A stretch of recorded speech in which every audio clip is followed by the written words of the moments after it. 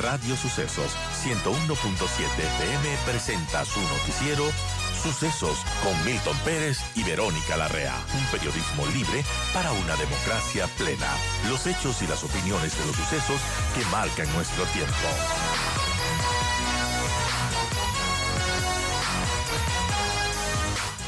Gracias al doctor Ramiro García, ya está con nosotros. Ramiro García es abogado especialista en Derecho Penal y, bueno, muy conocido por opinar y dirigir un poco la opinión pública en las redes sociales. Gracias, Ramiro, por acompañarnos. Bienvenido. Y bueno, parece que hay algunos criterios en torno a este tema de Verónica Abad. ¿Cuál es su criterio? ¿Verónica Abad debe dejar la vicepresidencia por la suspensión de sus derechos políticos? Eh, ¿Tendría que ser reemplazada? ¿Cómo ve todo esto? Buenos días, Verónica, muchas gracias por la invitación. Un saludo para todos los oyentes de Radio Sucesos. Mira, para mí el tema está bastante claro. En el caso del presidente y la vicepresidenta, la Constitución establece los mecanismos de cesación. De acuerdo. Y fuera de esos mecanismos de cesación, no existen otros mecanismos alternativos, llámense sumarios administrativos, como se le quiso iniciar a la vicepresidenta a través del Ministerio de Trabajo, o en este caso, la suspensión de derechos políticos en una decisión que la verdad me parece lamentable de parte del Tribunal Contencioso Electoral. Pero no voy a entrar a discutir el fondo del asunto, pero hablar de violencia de género de una funcionaria a otra funcionaria me parece que se está distorsionando completamente la figura. Yo creo que es fundamental que la Corte Constitucional asuma ya una posición sobre el tema. Me imagino yo que la defensa de la señora Abad presentará una acción extraordinaria de protección y eso dará lugar pues a que la Corte Constitucional pueda intervenir y de una vez por todas delimitar exactamente qué es esto de la violencia de género, cuándo se puede utilizar y cuándo no, porque realmente hasta ahora los fallos han sido lamentables y se han convertido además en un instrumento de persecución política, ya no ni siquiera contra los hombres machistas, misóginos que violentan a las mujeres en el contexto político, sino de mujeres contra mujeres. O sea, es una cosa de loco. O sea, ahorita tenemos una decisión donde dos hombres jueces han decidido que una mujer ha violentado políticamente los derechos de otra mujer, eh, limitando completamente el debate público, pero además abriendo la puerta a una cantidad de formas de autoritarismo execrables. O sea, imagínate tú qué pasaría si se hubiera aplicado esta figura en el correísmo. Imagínate tú qué hubiera pasado si un gobierno tan autoritario como el de Rafael Correa hubiera tenido este instrumento, en donde cualquier persona que critique a una funcionaria o a una mujer que hace política puede terminar sin Claro. derechos políticos por decisión de un tribunal que además evidentemente tan desconoce lo que es la violencia de género, que la relatora de las Naciones Unidas para la violencia contra la mujer y las niñas ayer acaba de expresar su preocupación por este fallo. Es decir, para la relatora de violencia de género de las Naciones Unidas, lo que acaba de, de definir el Tribunal Contencioso Electoral como violencia de género es violencia de género. Es decir, pero en Wow. este caso la violentada es la señora Abad. Así que yo creo que el Tribunal Contencioso Electoral desde hace rato está navegando en estas aguas pantanosas y vergonzosas, además, de las decisiones un poco a la carta, claramente con un trasfondo claramente político, con una oportunidad claramente política. Pero más allá de eso, yo creo que esto implica es claramente una distorsión jurídica de una figura que debería ser utilizada para otros fines totalmente diferentes, que no sea el inhibir, limitar el debate público y menos todavía permitir la persecución política de contrarios. Esto me parece que es vergonzoso y que no debería darse. Y yo creo espero que la Corte Constitucional tome cartas en el asunto cuanto antes y ponga coto a esta barbaridad hecha por el Tribunal Contencioso Electoral. Ahora, volviendo un poco al tema, ¿qué va a pasar con la señora Abad? Insisto, En el caso del presidente y la vicepresidenta, existen mecanismos de cesación expresamente reglados por la Constitución, fuera de los cuales no se puede cesar ni al presidente ni a la vicepresidenta. Si no, bueno, imagínese usted, pero vea usted, por ejemplo, la reacción de las huestes correístas después del debate, que han dicho que el presidente fue violento y ejerció violencia de género por haberle dicho, señora, tranquilícese, cálmese y no se altere. Y que esto fue claramente Claro. misógino. Por favor, es O sea, decir, no se puede cesar, pero si se suspenden los derechos políticos tampoco puede ejercer un cargo público. Entonces, allí, ¿cómo va la cosa?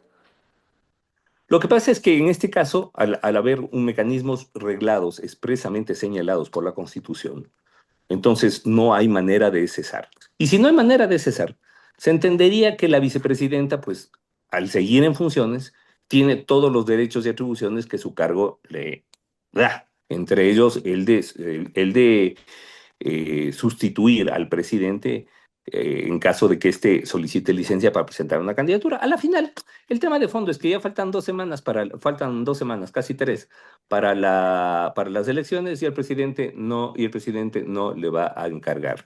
Y punto. Y, o sea, y bajo la coyuntura política, a grandes males, grandes remedios, pues el presidente ha decidido cargarse la norma constitucional de la sucesión presidencial y continuar en esta doble tesitura de candidato y presidente a la vez.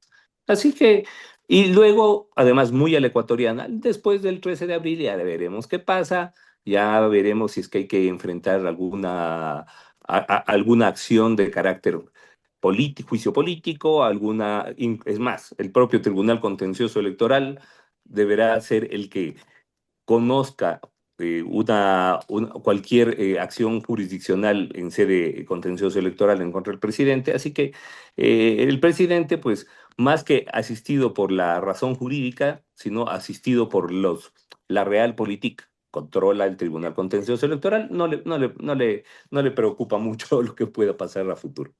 Ahora, lo preocupante también, Ramiro, es qué precedente nos deja esta decisión del Tribunal Contencioso Electoral. Bueno, esta decisión del Tribunal Contencioso Electoral yo creo que nos recuerda que seguimos siendo el Ecuador.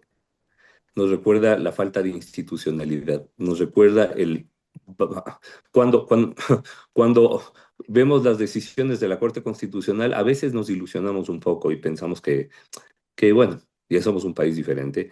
El Tribunal Contencioso Electoral nos encarga de bajarnos a la realidad y de recordarnos que seguimos siendo el Ecuador de siempre, el Ecuador de las decisiones express y a la carta, de las decisiones judiciales express y a la carta, de la sumisión de los tribunales a la política y al poder, y que esto está lejos de cambiar, que hemos podido cambiar algún segmento, pero no toda la administración de justicia.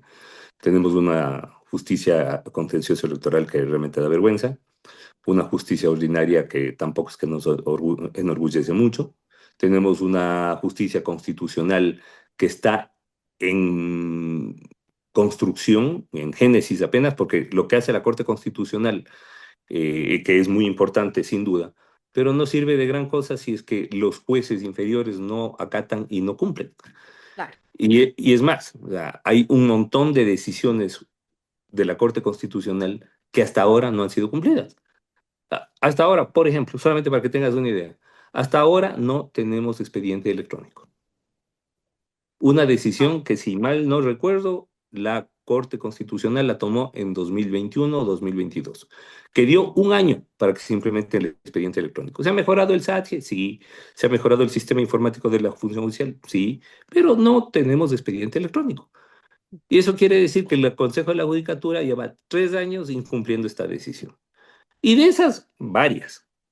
La, no la Corte Constitucional. El soberano, el pueblo, la ciudadanía decidió que tengamos una jurisdicción constitucional autónoma de la jurisdicción ordinaria y que se implementen unidades judiciales constitucionales.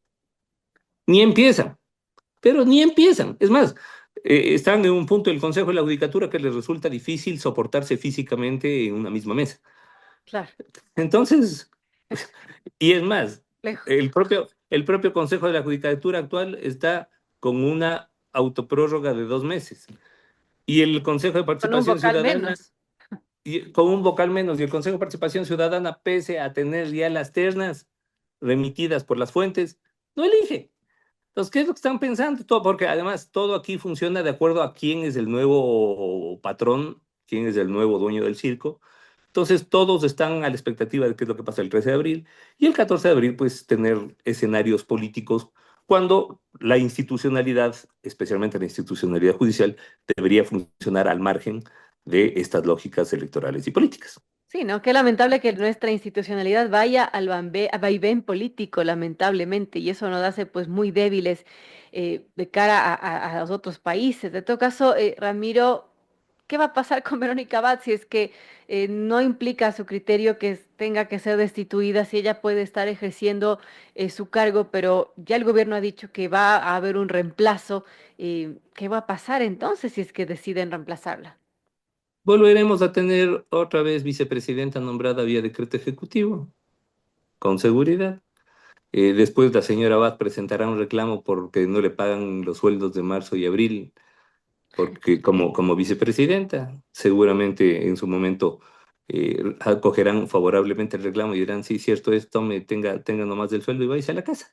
Y claro, es decir, lo importante es que hasta el 13 de abril la señora Abad no se va a sentar un minuto en el sillón de Carondelet, pero lo cual, o sea, obviamente, desde lo jurídico, insisto, no tiene asidero, pero desde lo político y lo ético tampoco es que la señora Abad eh, ha hecho mucho mérito como para generar apoyos de ningún lado.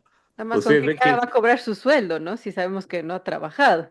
pero es que no solamente que no ha trabajado, sino que además es de una precariedad de conceptos impresionante. Es decir, yo defiendo la constitucionalidad y la estructura institucional como jurista, pero la señora Abad no debería haber estado jamás en la papeleta de votación como vicepresidenta. Así es. Y claro, eso fue el primer gran error de Daniel Noboa, Que candidato nos a la tienen hablando de presidencia. esto ya cuánto tiempo, Y que nos además. tiene, claro, pero además el segundo error que derivado de este primer error es no haber podido sentarse con esta señora 10 minutos en una mesa y resolver esto de manera civilizada, que era lo que correspondía entre dos personas que han sido parte de una misma boleta, de una misma papeleta electoral. Claro. Pero bueno, a la final, ¿quiénes perdemos gracias a esta incapacidad de nuestra clase jurídica dirigente de llegar a acuerdos mínimos? Todos. ¿Por qué? Porque termina hora dada nuestra estructura constitucional. Así de sencillo. Así de sencillo y lamentable. Gracias al doctor Ramiro García, abogado especialista en Derecho Penal. Gracias por acompañarnos y darnos su opinión respecto a este embrollo del cual, de verdad, coincido, no deberíamos de estar hablando. Muchas gracias a ti por la invitación y nuevamente un saludo para todos los oyentes de Radio Sucesos.